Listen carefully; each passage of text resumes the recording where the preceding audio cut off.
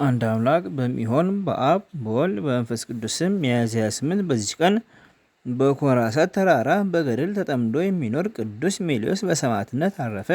ይህም አባት ኮራሳት በሚባል ሀገር በተራራ ባሉ ዋሻዎች ከሁለት አርድእቱ ጋር ይኖር ነበረ። የኮራሳት ንጉሥ ሁለቱ ልጆቹ ወደዚያ ወጡ። ከእርሳቸውም ጋር አገልጋዮች አሉ። አራዊትን አጥምደው በፍላጻዎች ይገድሉ ዘንድ መረባቸውን ተክለው 40 ምዕራፍ ያህል ሄዱ። መረቡን በጠቀለሉት ጊዜ ይህን ቅዱስ አባት ማቅ ለብሶ ጠጉሩም የረዘመ ሆኖ አገኙት። የንጉሥ ልጆች ባዩት ጊዜ ፈሩ። አንተ ሰው ነህን ወይስ መንፈስ ብሎ ጠየቁት። እርሱም በዚህ ተራራ ውስጥ የምኖር ለሕያው እግዚአብሔር ልጅ ለጌታ ኢየሱስ ክርስቶስ የምሰግድ ሰው ነኝ ብሎ መለሰላቸው። እነርሱም ከእሳትና ከፀሐይ በቀር አምላክ የለም፣ እንዳንገድልህ ሰዋላቸው አሉት። እርሱም ፀሐይና እሳት የተፈጠሩ ናቸው፣ እናንተ ተሳስታችኋል። ፍጥረቶችን በፈጠረ በእውነተኛ አምላክ ታምኑ ዘንድ እኔ እለምናችኋለሁ ብሎ መለሰላቸው። በዚያን ጊዜ ይህን አባት ሁለቱን አርድእትም ይዘው ጽኑ ስቃይ ያሰቃያቸው። በዚህ ወር በ13 የሁለቱን አርድእት ራሶቻቸውን ቆረጧቸው። የሰማዕትነት አክሊልም ተቀበሉ። አረጋዊ ቅዱስ ሜሊዮስ ግን 15 ቀን ያህል ሲያሰቃዩት ኖሮ ከዚህ በኋላ በመካከላቸው አቆሙት። አንዱም በፊት አንዱም በኋላ ሆኖ በፍላጻ ይነድፉት ጀመር።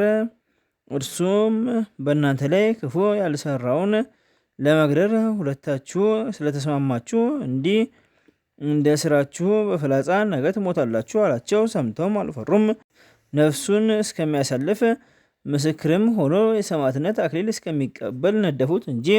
በማግስቱም ድል ለማላቸው ለአደን ወጡ። የዱር አህያም አገኙ። ተከትለውም ቀስታቸውን አስፈነጠሩ። እግዚአብሔርም ፍላጻቸውን ወደ ልባቸው መለሰ። ቅዱስ ሜሊዮስም እንደተናገረ ሞቶ። በዚህ ቅዱስም እጅ ጌታችን ተአምራትን ገለጠ።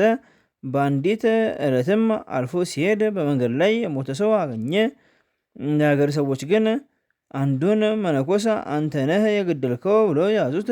ቅዱስ ሜሊዮስም ጸለየ። ሞተውም በሆነ የገደለ ይህ መነኩሴ ነውን አለው። ያን ጊዜም የሞተው ተነስቶ እርሱ አልገደለኝም፣ ነገር ግን ብዙ ገንዘቤን ከአንድ ቄስ ዘንድ አደራ አስጠበቅኩ፣ ስለዚህ ገደለኝ፣ ከዚህ ጣለኝ አለ። ደግሞ እንዲህ ብሎ ለመነው፣ እገሌ ወደሚባል ወደዚያ ቄስ ሂደህ ገንዘቤን ከእርሱ ተቀብለህ ለልጆቼ ስጥ።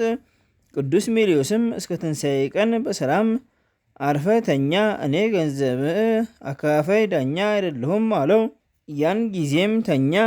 ለእግዚአብሔር ምስጋና ይሁን፣ እኛንም በዚህ በቅዱስ ሜሊዮስ ጸሎት ይማረን፣ በረከቱ ከኛ ጋር ለዘላለሙ ትኑር አሜን።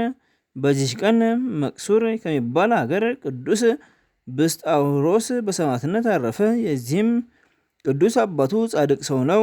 እናቱ ግን ሰይጣን አስቷት ወደ እስልምና ገባች። እርሱም ፈሪሃ እግዚአብሔር እየተማረ እስከሚጎለምስ አደገ። አካለ መጠንም ደርሶ ሚስት አገባ። ከእርሷም ልጆች ወለደ።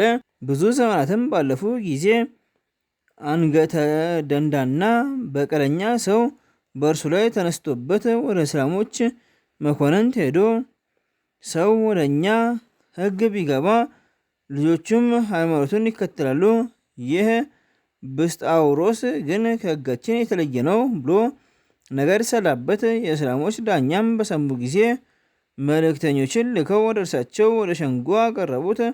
ስለ ሃይማኖቱም ጠየቁት። ክርስቲያን እንደሆነ ያለ ፍርሃት ክርስቲያን ነኝ ብሎ ታመነ።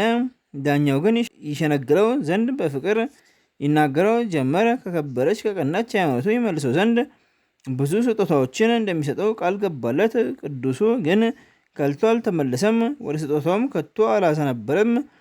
ከዚህ በኋላ ወደ ግዞት ቤት ወስደው በእግረ ሙቅ እንዲያስሩት በአንገቱም የተበሳ ታላቅ ግንድ አስረው በግንባሩ ደፍተው በኩስ ላይ እንዲጥሉት መኮንኑ አዘዘ። እንዲሁም አደረጉበት። እስከ 3 ቀን በእስር ቤት ሳለ ጻዕዳ ርግብ መጥቶ ጋረደው። ስለዚህም የእስር ቤቱ ጠባቂ ምስክር ሆነ። ከዚህም በኋላ ዳኞች ወደ ሸንጎ አስቀርበው ከእንግዲህ አንታገስም። ወደ ሃይማኖታችን ከምትገባና ወይም በእሳት ከምናቃጠል ምረጥ አሉት። እርሱም እኔ ከእናንተ ጋር ለዘላለም እድል ፈንታ የለኝምና የወደዳችሁትን አድርጉ ብሎ መለሰላቸው። በዚያን ጊዜም እጅግ ተቆጡ፣ ያለ ርኅራኄ ይደበድቡት ዘንድ አዘዙ። የአገር ሰዎችም በጫማቸው መቱት። አንዲት ሴትም መታ በጫማዋ መታችው፣ ወዲያውኑ እጆቿ ደረቁ። ከዚህ በኋላ ባለሰይፍ ከመኮንኑ ታዞ ወጣ። ሰይፉንም መዞ ሳያቋርጥ መላልሶ አንገቱን መታው። ምቱም ወደ ጎኑ ሄዶ ጆሮውን ቆረጠው። አመታቱም ክፉ ስለሆነ ከስሮቿ ውስጥ ደም ፈሰሰ። ከዚህም ደግሞ ተዉት፣ ወደ እምነታቸው ሊያስገቡት እምቢ ባላቸው ጊዜ ሁለተኛ ሰይፉን መዞ ሰያፊው የከበረች አንገቱን ቆረጠው። በመንግሥተ ሰማያትም የምስክርነት አክሊል ተቀበለ። ስጋውንም ከእሳት ጨመሮ፣ ግን አልተቃጠለም። ዘመዶቹም መጥተው በድኑን ወደ አገሩ ወሰዱ። በቅዱስ ዮሐንስ ዘሐራቅሊ ጎን ቀበሩት። የክብር ባለቤት ጌታችንም ብዙዎች ድንቆች ተአምራትን ከስጋው ገለጠ። ለእግዚአብሔር ምስጋና ይሁን። እኛንም በዚህ በከበረ ሰማዕት ጸሎት ለዘላለሙ ይቅር ይበለን፣ አሜን። በዚህች ቀን የዋሲሊኮስና የብዙ ሰማዕታት መታሰቢያቸው ነው። እግዚአብሔር በጸሎታቸው ለዘላለሙ ይማረን፣ አሜን። ዘአቅረብኩ ማሕሌተ ዘኪሬ ማላፍ እምነተጸምዱ ዘልፈ እለ አነብብ ተወከፍ ዘኔቴ መጽሐፈ እንተ ረሴከ እግዚኦ ጻድቃን መሉት ውክፈ እምለአቡ ብሉዓን ዘተርፈ ነቢያት ቅዱሳን ሐዋርያት ሰባክያን ሰማዕታት ወጻድቃን ደናግል አዲ ወመነኮሳት ሄራን ባርኩ ባርኮ ገበዘቲ መካን እስከ አረጌ ሊቆኑ ሕፃን ለጻፈው በክርስቶስ ወጻፉን ዘደርስ ወደ ሰአንቦ ስተርጎ ሰአዲስ ወለ ሰማ ቃሉ በዘነፈስ ጸሎቱሙ ማርያም አረቄት ሁሉ ባሰውረ ማረነ ኢየሱስ ክርስቶስ ቅዱሳን ጠብቀን በረከታቸውም ከኛ ጋር ትኖር። አምላክን በከመ ትኮን ከምሳና ወደ ሰማያት